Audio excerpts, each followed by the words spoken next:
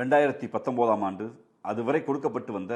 அரசு பள்ளி மாணவர்களுக்கான லேப்டாப் திட்டத்தை அடிமை அதிமுக அரசு நிறுத்திய போது ஆட்சி பொறுப்பேற்றவுடன் பெரும் மரியாதைக்குரிய முத்துவேல் கருணாநிதி ஸ்டாலின் என்கிற அன்பு முதலமைச்சர் எங்கள் தாய் மாணவர் சொன்னார், இனிமேல் கல்லூரி மாணவர்களுக்கு லேப்டாப் வழங்குகிற திட்டத்தை நாங்கள் கொண்டு வருவோம் என்று. அதற்கு முன்பு 4 ஆண்டுகளாக அரசு பள்ளிகளை சீரமைத்து, அரசு பள்ளி என்பது வறுமையின் அடையாளம் அல்ல, அது பெருமையின் அடையாளம் என்கிற முழக்கத்தோடு எல்லா அரசு பள்ளிகளிலும் இங்கிருக்கிற மாணவர்களுக்கு உயர் ரக வகுப்புகளை தனியார் பள்ளிகளுக்கு நிகராக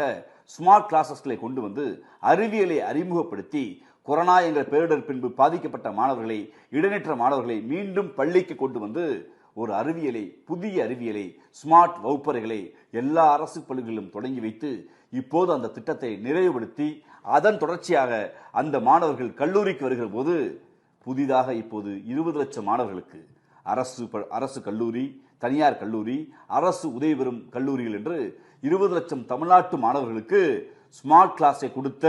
எங்கள் முதலமைச்சர் இப்போது கல்லூரிகளில் லேப்டாப் வழங்குகிற புரட்சிகர திட்டத்தை வருகிற 5ஆம் தேதி தொடங்கி வைக்கிறார். எப்போதும் தமிழ்நாடு கல்வியில் சிறந்த தமிழ்நாடு தான். அந்த அறிவியலை, அந்த கல்வியை தமிழ் தெருக்களில் கொண்டு வந்த பெருமை திமுக என்கிற கட்சிக்கும், திராவிட முன்னேற்ற கழகத்தின் எங்கள் தலைவர், எங்கள் முதலமைச்சர் முத்துவேல் கருணாநிதி ஸ்டாலின் அவர்களுக்கும் சேரும். இதற்கு துணையாக நின்ற தமிழ்நாட்டுடைய துணை முதலமைச்சர் எங்கள் அண்ணன் உதயண்ணா அவர்களுக்கும் கழக மாணவரணி மனமார்ந்த நன்றியை தெரிவித்துக் கொள்கிறது.